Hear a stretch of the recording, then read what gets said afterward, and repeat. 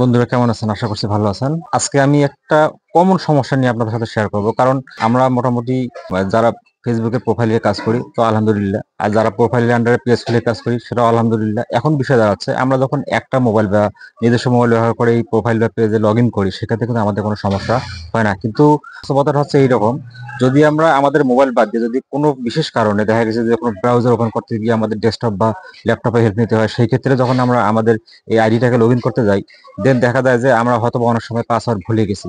তো এই পাসওয়ার্ড কোন ক্রমেই হয়তোবা এমন হতে পারে যে পাসওয়ার্ডটা আমরা রিকভার করার অনেক চেষ্টা করতেছি, কিন্তু কোনো ক্রমেই কিন্তু কোনোভাবেই কাজ সম্ভব হচ্ছে না। কারণ আপনি ভুলে গেছেন আপনার ইমেল আইডি, আপনি ভুলে গেছেন যে আপনার সিম যেহেতু অনেকগুলো, আপনি কোন সিম দিয়ে আইডিটা খুলেছেন। তো আজকে এই কমন সমস্যা নিয়ে আমি আলোচনা করব। আপনারা যদি এরকম সমস্যায় পড়েন, আপনাদের যদি পাসওয়ার্ড হারিয়ে ফেলেন বা ভুলে যান, সেক্ষেত্রে আপনি কিভাবে আপনার আইডির পাসওয়ার্ড বের করবেন। তো আমি বিস্তারিত বিষয়গুলো স্ক্রিন শেয়ারের মাধ্যমে আপনাদের সাথে শেয়ার করার চেষ্টা করব, এবং আশা করছি আপনারা অবশ্যই ভিডিওটি কন্টিনিউ করবেন এবং পারলে ভিডিওটি শেয়ার করে আপনাদের নিজেদের টাইমলাইনে রেখে দিবেন। ফেসবুক অফিসিয়াল অ্যাপসটি লগ ইন করে নেব। এখন Facebook official apps log in করে নেওয়ার পরে দেখেন আমি কিন্তু যেহেতু পেজে কাজ করি, আমার পেজটি কিন্তু সামনে শো করছে। এখন আমি যদি এরকম পাসওয়ার্ড সংক্রান্ত সমস্যার সমাধান করতে চাই, সেক্ষেত্রে আমাকে কিন্তু মেইন যে লগইন আইডি সুইচ করে নিতে হবে। তো সেক্ষেত্রে আমি আমার পেজ থেকে আমি মেইন প্রোফাইলে আমি সুইচ করে নেব। এটা আমার হচ্ছে মেইন প্রোফাইল, এইখানে দেওয়া রয়েছে, আমি মেইন প্রোফাইলে সুইচ করে নিলাম। ঠিক আছে, সুইচ করে যখন নেব দেখেন সুইচ আছে। বাস এখন আমি আমার মেইন যে প্রোফাইল, আমি মেইন প্রোফাইলের মধ্যে চলে আসলাম। চলে আসার পরে এখন আমি কিভাবে সহজে বুঝতে পারবো যে আমার আইডিতে কোন ইমেল এবং আইডি এবং কোন মোবাইল নম্বরটি ব্যবহার করা আছে। এই ক্ষেত্রে আমি প্রথমে কি করব, আমার আমার মেইন আইডি যে রয়েছে, মেইনের ডান দিকের উপরে যে থ্রি লাইন রয়েছে, থ্রি লাইনে আমরা ক্লিক করব। থ্রি লাইনে ক্লিক করার পরে দেন আমাদের সামনে যে ইন্টারফেসটি শো হবে, ইন্টারফেসের মধ্যে এখানে সেটিংস অপশনটি রয়েছে, সেটিংস অপশনের মধ্যে ক্লিক করব। ক্লিক করার পরে এখানে যে বিষয়গুলো চলে আসবে, এখানে এখানে কিন্তু আপনারা কিন্তু খুঁজলেও কিন্তু ওই অপশনগুলো কোথাও খুঁজে পাবেন না। ঠিক আছে, তো আপনারা আসলে ওটা পাবেন কোথায়?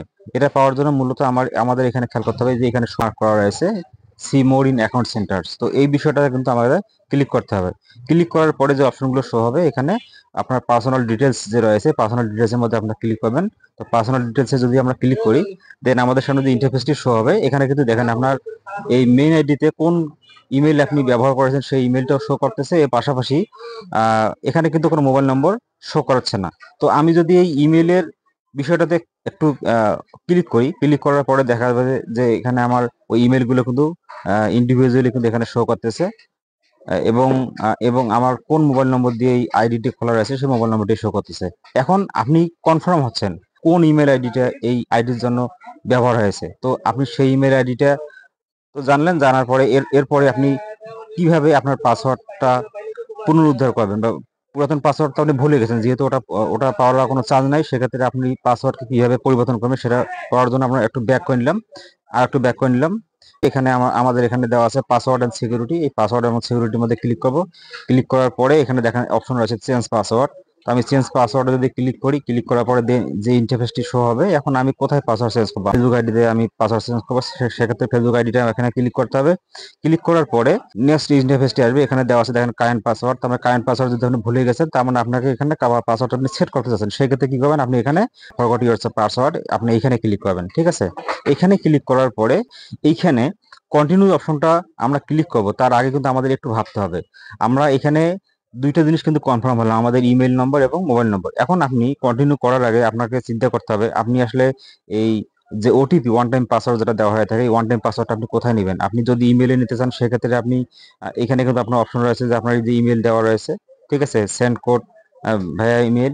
অথবা আপনি যদি আপনার মোবাইল নম্বরে চান, সেক্ষেত্রে কিন্তু এই অপশন এখানে রয়েছে আপনার সেন্ড কোড ভায়া এসএমএস।